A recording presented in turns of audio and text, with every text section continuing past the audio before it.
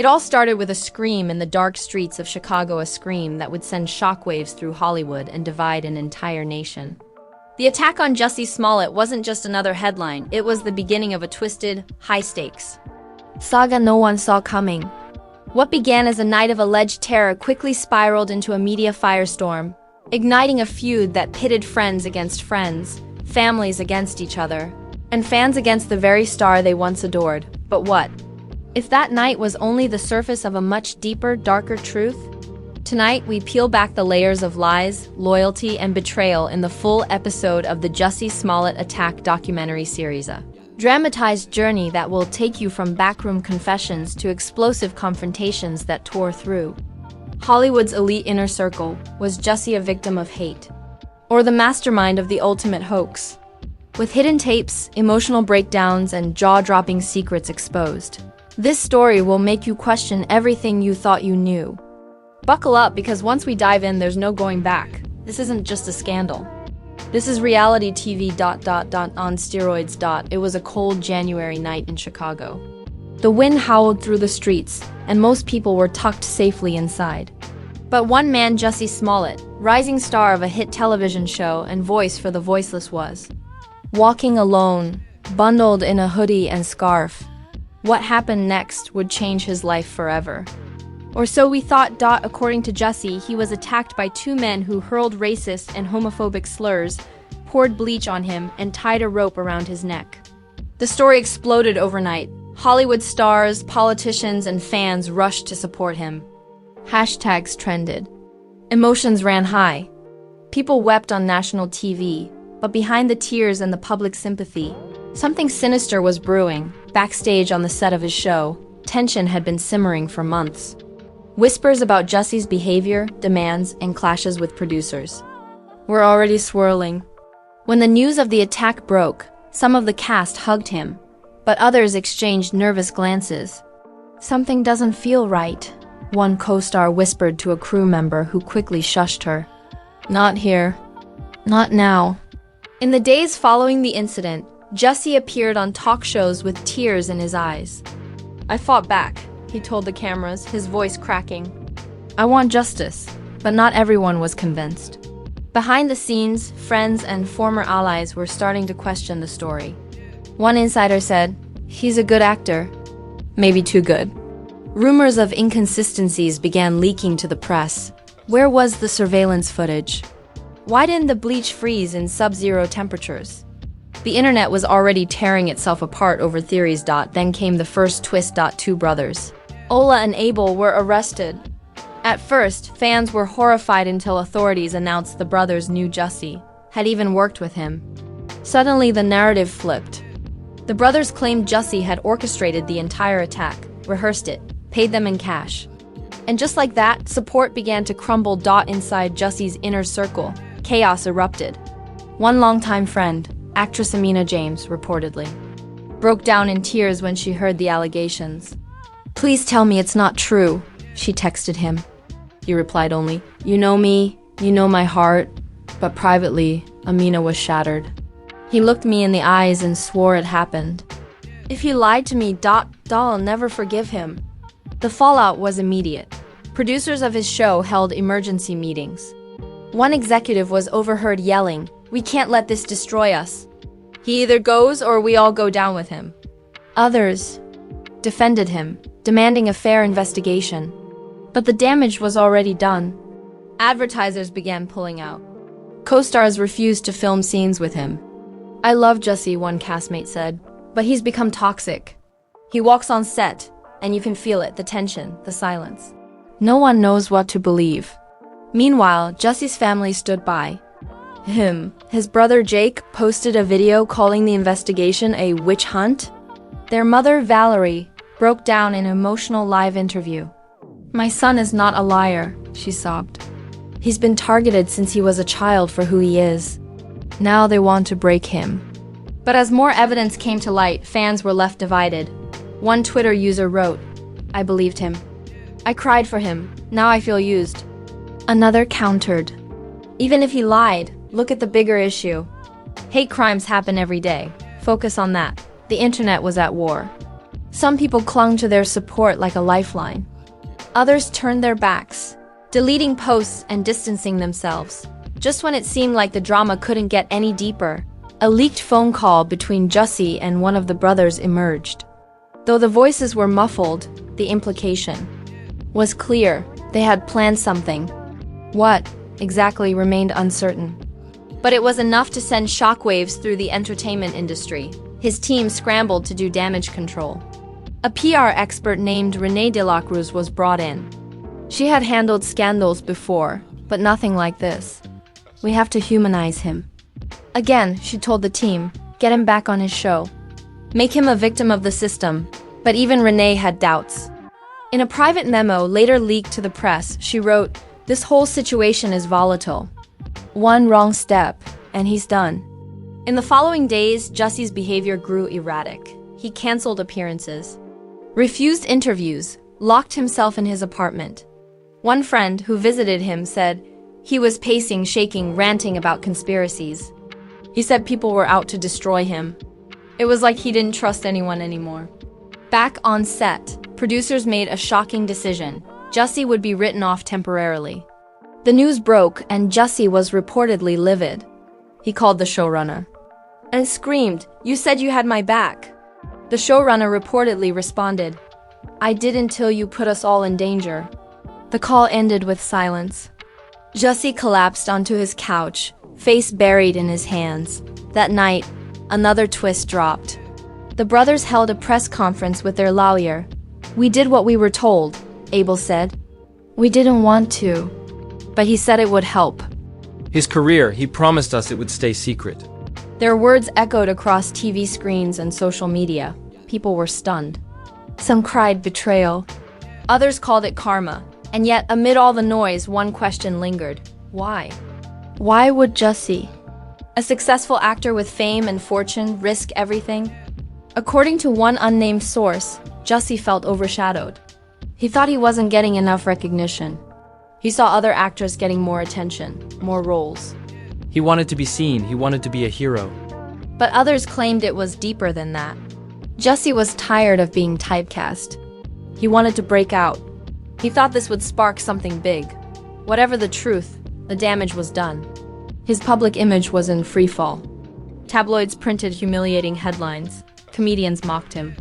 Late-night hosts made him the punchline. And through it all, Jussie remained mostly silent until one night. He posted a cryptic video on his social media. In the dimly lit clip, he stared into the camera, eyes red. "You think you know me," he said, "but you don't. None of you do. One day the truth will come out. And when it does, I hope you all remember how fast you turned." The video went viral in seconds. Fans debated its meaning. Was it a confession? A threat? A plea for sympathy? Nobody knew for sure. But one thing was clear, this saga was far from over. And just as the internet tried to catch its breath, another bombshell dropped, sending the entire narrative spiraling into even darker territory. The bombshell came in the form of a secret diary, leaked by a mysterious insider who claimed to be a former assistant. The pages of Jussie Smollett's personal journal were published by an underground celebrity gossip blog known for exposing Hollywood's dirtiest secrets.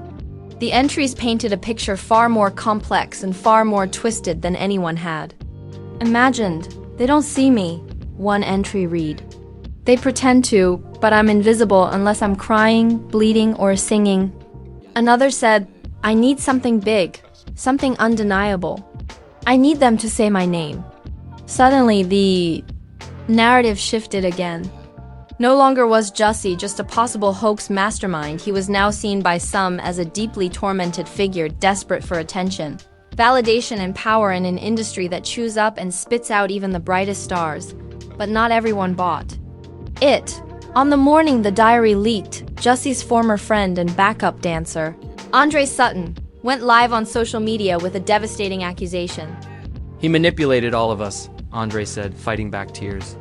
"He made us feel sorry for him. Told us stories about childhood trauma, fake illnesses, being stalked. I believed it. I defended him. But now I don't even know who he is." Fans were stunned. Some begged Andre to take down the video. Others applauded him for finally speaking the truth. Within hours, #JUSSIE lied was trending worldwide. But behind the cameras, another drama was unfolding, this time within Jussie's own family. His older sister, Jussie Smollett, a former actress turned activist, had always been his fiercest protector. But according to leaked text messages between her and their cousin Lawrence, Candace was starting to question everything. "I don't know what to believe anymore," she wrote. "He swore to me. He looked me in the eyes, but if he lied, God. Lawrence, if he lied." Lawrence replied, "Maybe it's time we stop defending the image and start seeing the person." The family was left divided, while their mother continued her public support, even showing up to court with Jussie during early hearings. Candace quietly distanced herself. She canceled media appearances. She stopped posting about him. And when asked directly by a reporter if she believed her brother, she said only, "I believe people are capable of anything when they're hurting." But the legal firestorm was just heating up. Prosecutors, sensing momentum, announced they were considering filing new charges. The evidence, they said, was growing. And among that evidence, text messages, payment receipts, rehearsal footage from a gym camera, and even a discarded script allegedly detailing the attack scene. When asked about the script, Jussie's lawyer, Daryl Montgomery, dismissed it as nonsense. "This is Hollywood paranoia at its worst," he said. "Any scrap of paper becomes a smoking gun. My client is not a criminal. He's a scapegoat." Still, the walls were closing in. More and more people who once stood by him were cutting ties. A shocking moment came when Taraji P. Henson, Jussie's on-screen mother, broke her silence in a TV interview. "I love Jussie," she said, voice shaking. "But love doesn't mean blindness. If he did this ... if he lied, he has to answer for it. You can't play with real pain. Too many people have suffered for real." The interview rocked Hollywood. Jussie, watching from home, reportedly smashed a glass in anger. "How could she say that?" he screamed, according to a friend who was present. "I thought she was my ride or die." But Taraji wasn't alone. More co-stars followed. They stopped short of direct accusations, but the message was clear. They were moving on. A cast group chat went silent. Invites stopped coming. At an awards show, his name was whispered only behind champagne flutes and fake smiles. Still, there was one ally who refused to abandon him: Dominique Rivera, a rising actress who had been romantically linked to Jussie months before the scandal. In a surprise Instagram video, she defended him fiercely. "Y'all love to crucify black men," she said. "Even when the truth ain't clear, you're ready to hang him." "Not me. I know him. He might have messed up, but he ain't the monster y'all making him out to be." But Dominique's defense backfired. Within hours, new footage emerged of her at a private party, with one of the brothers involved in the alleged hoax. Fans accused her of being part of the scheme. She denied it. "I was invited. I didn't know he'd be there," she said. But the damage was done. She went dark on social media for weeks. As the courtroom battles grew nearer, so did the emotional strain. A close family friend revealed that Jussie had checked into a private retreat for mental clarity and spiritual grounding. They claimed he was meditating, journaling, and disconnecting from negativity. But others believed it was a strategic move-in image reboot. "He's playing chess," said one Hollywood publicist anonymously.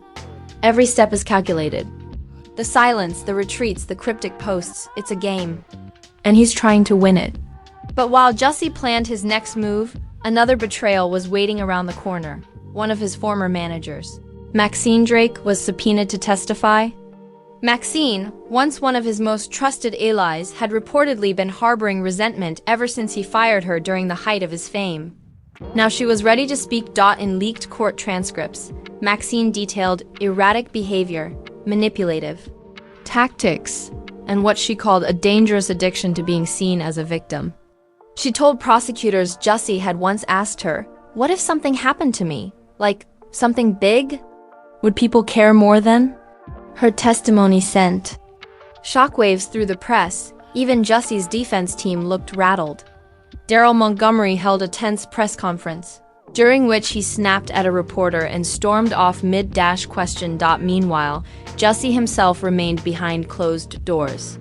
Fans outside his building chanted his name, while protesters across the street shouted, "Jail time."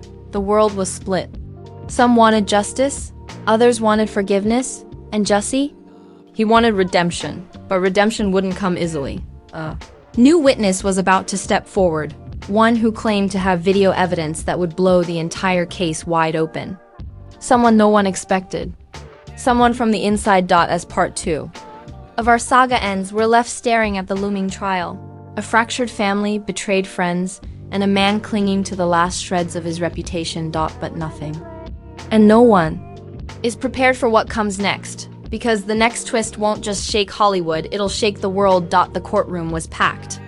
Reporters filled every seat, photographers lined the entrance, and cameras flashed like lightning as Jussie Smollett walked through the courthouse doors. He wore a sharp gray suit, dark sunglasses, and a stone-cold expression. But behind the poker face, insiders claimed his heart was racing. Because today, a new witness was set to testify, someone from the inside. Someone with secrets. Enter Marlon Vega, a low-level assistant from the show's production team who had remained silent. Until now. Few even remembered his name. He fetched coffees, scheduled fittings, cleaned up scripts. But Marlon had seen things, overheard things. And now? He was ready to speak, taking the stand. Marlon's voice shook. He gripped the edge of the podium. "I didn't want to do this," he began, "but people deserve the truth." He then revealed that weeks before the alleged attack, he had walked into Jussie's trailer and overheard a heated conversation. He was on the phone. "He didn't see me come in," he said. "They're not giving me what I'm worth. I need to make them see me." I froze. He looked up, saw me, and just smiled. Like nothing happened. The courtroom gasped. Jussie's legal team objected, but the damage was done. What followed was a whirlwind of testimonies, breakdowns, and revelations that flipped the case upside down. The brothers, Ola and Abel, took the stand again, this time with more detail than ever. "He gave us lines," Abel said. "He wrote out what we were supposed to say. Even the timing. He made us rehearse the scene in the alley twice. Said it had to look real, like TV." Ola added, "He said this would be his Lupita moment. I didn't know what he meant. Later I realized he wanted sympathy, attention, awards." Jussie sat motionless, but a small twitch in his jaw revealed the inner storm. His sister Candace, who had attended the first day of the trial, was notably absent. Rumors swirled that she had refused to testify, and then came a shocking twist. A surveillance video surfaced, one never released to the public. It was grainy, taken from across the street, but it showed 3 figures: Jussie, Ola, and Abel, huddled behind a car. The timestamp was 2 nights before the attack. And it appeared they were rehearsing. "That's not what it looks like," Jussie's lawyer claimed. They were discussing choreography for a charity event. The judge wasn't buying it. The jury looked rattled. The audience whispered feverishly. Fans online screamed betrayal. "We believed him," one post read. "We marched for him," another said. "Cancel everything." He's done. But Jussie still had one card left to play. On the 3rd day of the trial, he took the stand himself. The room fell silent as he walked to the front. He looked thinner, paler, his voice cracked. "I didn't stage anything," he said. "I was scared. I was trying to protect myself. This isn't what you think." He then told a new version of the story. According to Jussie, he had met with Ola and Abel. But not to stage a hoax, to confront them. "They were threatening me," he claimed. "They said they had dirt on me, private videos. If I didn't pay up, they'd leak them. So I tried to reason with them, to work something out." He wiped his eyes. "I didn't want to go public. I was ashamed. And when the attack happened, I panicked. I didn't tell the full story because I was scared of what would come out." This revelation sent shockwaves through the courtroom. Had the brothers blackmailed him? Was this all a cover-up of something darker? But prosecutors weren't convinced. "And yet," one asked, "you paid them in cash, handed them a detailed plan, and rehearsed the event. Is that what people do when they're being blackmailed?" Jussie didn't answer. Meanwhile, outside the courthouse, the chaos was boiling. Over. Fans protested. Some chanted "Free Jussie." Others screamed "Justice for the truth." The city was divided. Hashtags clashed. Podcasts dissected every moment of the trial. Celebrities weighed in, most with carefully worded statements to avoid backlash. One actress tweeted, "This is a tragedy. No matter how it ends, someone loses." But the biggest twist had yet to come. On the fourth day of the trial, the prosecution dropped a final bombshell, an audio recording from a private dinner party weeks before the incident.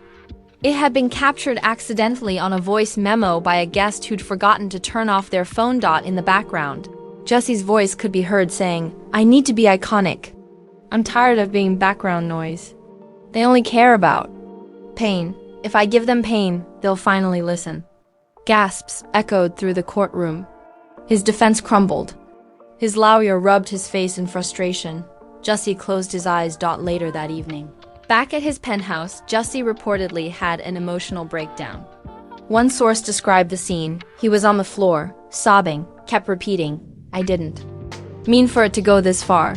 His mother tried to console him. His brother Jake begged him to keep fighting.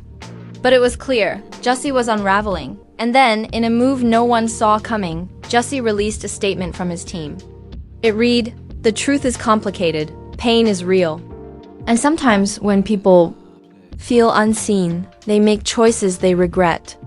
We ask for understanding. We ask for grace." The internet exploded. Was this an admission? Was he confessing? Or was it just a final attempt to control the narrative? Even his closest friends didn't know what to think. Anna James, who once defended him with every fiber of her being, G posted a single black screen to her story with one word: heartbroken. In Hollywood, conversations began shifting. Not about guilt or innocence, but about fame, about mental health, about what happens when someone craves validation more. Then Truth. A former co-star in a tell-all interview said, "Jussie wasn't evil. He was lost, and in this industry being lost is dangerous." As the jury prepared to deliberate, one final moment left everyone speechless. A video was leaked. Blurry, unstable, shot on a phone. It showed Jussie alone, months before the incident, standing in front of a mirror, talking to himself. "You're gonna make them see you," he whispered. "They're gonna cry for you. Just wait." And then he smiled, whether it was performance art, a joke, or a glimpse into something far more disturbing. No one could say for sure, but one thing was certain. The story was no longer about what happened on a Chicago street. It was about fame, fragility, and the fine line between fiction and reality. As the jury re-entered the courtroom, jaws clenched and verdict in hand, the world held its breath, and what they said next would send shockwaves that would echo far. Beyond Hollywood, the courtroom was silent. Jussie sat still, shoulders tense, fingers clasped tightly in his lap. His lawyers flanked him, their faces unreadable. The jury had returned after hours of deliberation. Onlookers leaned forward, reporters tightened their grip on their notepads. And outside, the world watched with bated breath. The judge read the verdict. "We, the jury, find the defendant guilty." Gasps rang out through the room. A woman in the back row burst into tears. A man cursed under his breath. Jussie didn't move, not even a flinch. But those who knew him best claimed they saw something break in his eyes. A flicker, a collapse. A silent scream that never made it to his lips. His mother, seated in the front row, clutched her chest. Jake, his brother, stood up abruptly, shouting, "You don't know him. He's not a criminal." Marshals moved in quickly, calming him down. Jussie was escorted out. No handcuffs yet. Sentencing would come later. Outside the courthouse, chaos erupted. Reporters shoved microphones into weeping fans' faces. Protesters screamed over each other. Some held signs that read, "Free Jussie," others, "Justice served." Social media ignited instantly. Within minutes, Jussie's name trended globally again. Only this time, it was for all the wrong reasons. But while the public battled it out online, the people who once filled Jussie's life were dealing with The fallout behind closed doors. Ina James released a heartfelt video that same night. I defended him. I risked everything for him, she said, wiping her eyes. But I didn't know the truth. I didn't want to believe the truth. And now I feel like I've been living in a lie. And so have all of you. Candace Smollett, his sister, finally spoke after weeks of silence. In a somber podcast interview, she said, I think he believed in the lie. I think he told it so many times, with so much pain, that even he started to believe it. And that's what scares me the most. His former publicist, Renee de la Cruz, dropped a bombshell of her own in a tell-all expose. Jussie always talked about legacy. He didn't want to just be famous. He wanted to be legendary. And he thought this chaos would get him there. According to Renee, Jussie once confided in her after a rough shoot day. No one sees me. Not really, he had whispered. I have to make them cry. If they cry, they'll never forget me. But not everyone abandoned him. His on and off flame, Dominique Rivera, posted a black and white photo of the two of them from Better Times, captioned simply, "Love is complicated." It got over 3 million likes in less than an hour. Still, Hollywood was moving on fast. His former network erased all traces of his character from reruns. Streaming services quietly removed episodes featuring his face from thumbnails. Talent agencies issued icy statements. And a major film he was set to star in next year was abruptly shelved. We wish him well on his healing journey. The studio statement read, short, cold, final. But the twists weren't over. During pre-sentencing interviews, prosecutors unearthed a series of private messages Jussie had exchanged with another celebrity, messages that hinted at an even bigger scheme. The celebrity in question? A well-known director whose name had been tied to multiple online activism campaigns. Their conversations suggested they had brainstormed media stunts before. What if you got jumped? The director had allegedly written in one message. I've thought about that, Jussie replied. But it'd have to be real, not sloppy. While no official charges were filed against the director, the leak sent shockwaves through the industry. Who else knew? People began to ask, how deep does this go? Journalists started digging. Rival actors hinted at industry-wide manipulation. Even other scandal-plagued stars were dragged into the narrative, and Jussie? He remained quiet. Until sentencing day. Standing before the judge, he gave a final statement that no one saw coming. I'm not suicidal, he began. And if anything happens to me in there, you'll all know why. He looked at the jury, then at his mother. Then, finally, directly into the cameras. You tried to erase me, you made me a villain, but I know who I am. And I know the truth. Some called it defiant. Others called it delusional. But it was pure drama, exactly what the world had come to expect. The judge sentenced him to time behind bars, community service, and a hefty fine. The courtroom was a mess of tears, silence, and stares, and yet days later another twist unraveled. Prison guard leaked details about Jussie's first days inside.